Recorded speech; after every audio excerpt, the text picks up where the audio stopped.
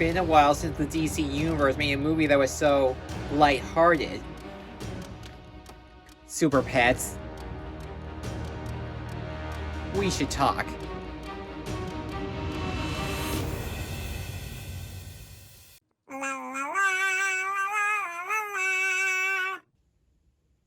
Why do I have the urge to watch Disney's Bolt and Captain Snowball? While Warner Brothers were so focused on milking Black Adam and The Flash, they intended to do an anime film starring the DC Pets. Now, I'm more of a casual DC fan, much like I am a casual fan of Marvel, where I just like to watch some of their epic superhero movies. Whether it be some of the Batman movies, both live action or animated, the coolness of the 2017 Wonder Woman movie, or the gruesome fun of the Suicide Squad movie directed by James Gunn. I am familiar with the DC Pets, particularly Krypto the Super Dog, but I only remember him having a cartoon TV show and that's it. So let's just say I'm coming in as an official newcomer to the superhero pet squad. Welcome to another episode of the Wonder Reviews. Well, I guess it's time to take this movie for a walk. This is DC League of Super Pets.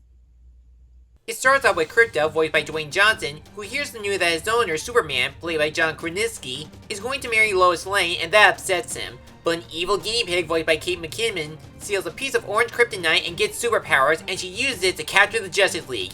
Realizing he can't do this alone, Krypto will need help from other pets who also have superpowers from the kryptonite to take down Lulu and save Superman and the Justice League while learning about friendship along the way.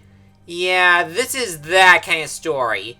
One problem with the film's plot is that it's not a well-written origin story for the DC Pets. There's barely a character-driven story that makes the audience feel welcome to the characters like Krypto and the rest. All we know about them is that they have superpowers, they're here to save the day, and they want to have an owner and a home. It also contains a bunch of cliches that makes it so predictable, like the scenes when Krypto gets jealous of Lois being with Superman, the awkward moments when he tries to make friends, the evil supervillain trying to please her master, and so on.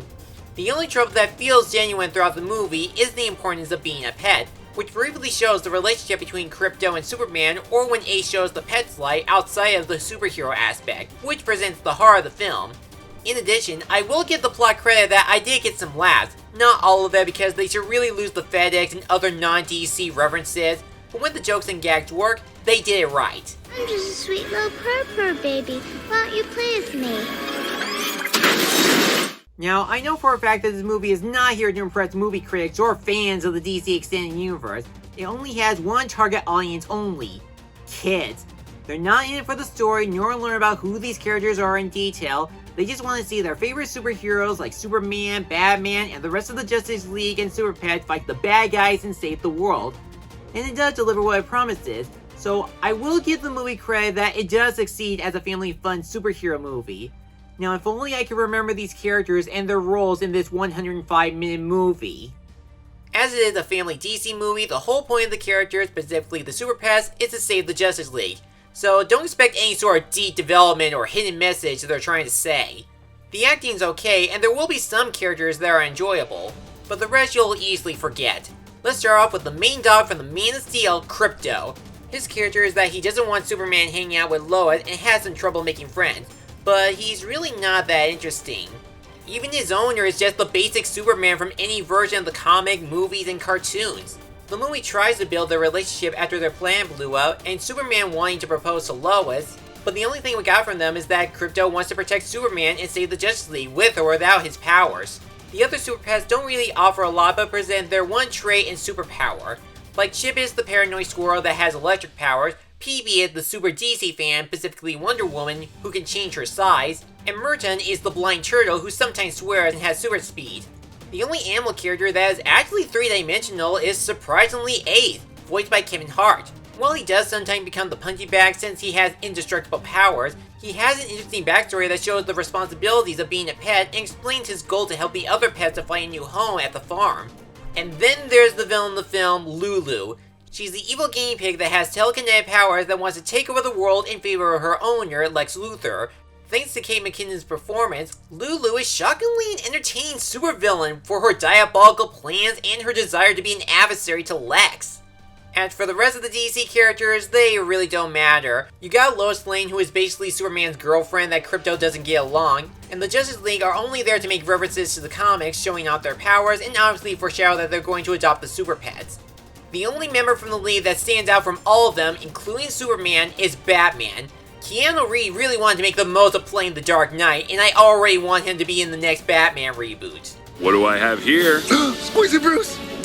Better be a licensed toy or I will freak out. Seriously, give this animated Batman character his own movie. He has potential along with Ace in this Super Pets universe. But enough about the Caped Crusader. How does the animation hold up as a superhero movie? When making a DC anime movie, you'd think the design would be something out of a comic book or the past anime series. With Super Pets, the art style is inspired by Art Deco architecture and illustrator J.C. Leyendecker and was inspired by the Super Friends cartoon and the Superman comics from the Silver Age of comic books. And the results are pretty decent. All of the designs of the animal characters are simplistic, and the Justice League members themselves are pretty cool whether they stay with their traditional looks or give them some new updates. However, as much as I like Keanu Reeves as Batman, the new Bat costume looks ridiculous. It's like if they used the same costume from the Schumacher films and gave it to Captain Quark from Ratchet & Clank. With the cartoony animation, they present some good slapstick with a mixture of being down to earth and making the actions a lot of fun to watch. That, and it can have some Korean moments when the superheroes either save the day or defeat the villains. There's also the use of special effects to make each character's superpower nice to look at, especially some of Lulu's hench hamsters. They even add some of the intensity on some of the explosion and fire in the perspective of a pet.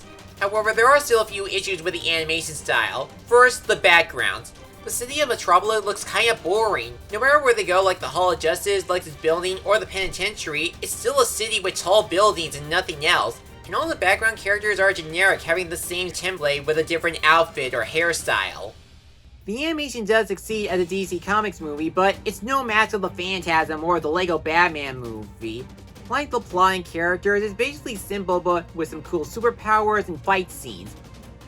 It could be that I don't know that much about Krypto, Ace, PB, and the rest of the Super Pets, but after watching this, the only thing I learned about them is that they're new allies to the Justice League and their movie exists. The DC League of Super Pets is a DC film. It was taken over by The Secret Life of Pets from Illumination, resulting in it becoming a basic family superhero film. Does it mean it's bad? No, the animation is decent with some fun action scenes, and there are some enjoyable characters with plenty of solid voice acting. But the predictable story, mixed humor, and forgettable characters is why it's a DC anime movie I don't see myself watching again anytime soon. Kids will have a blast, and so will people who love pets. But other than that, I only recommend this to die-hard DC comic fans. The rest can just rent it or watch the Lego Batman movie for some comedy gold. You're really not missing anything important. It is refreshing to see a DC movie that doesn't rely too much on being dark or edgy, but I don't think Krypto and his pals will return in the future for a while. I'm gonna give the Super Pets movie a C. I'm Matt Harry-Patrick. Now if you'll excuse me, I'm going to have a steering contest with a goldfish.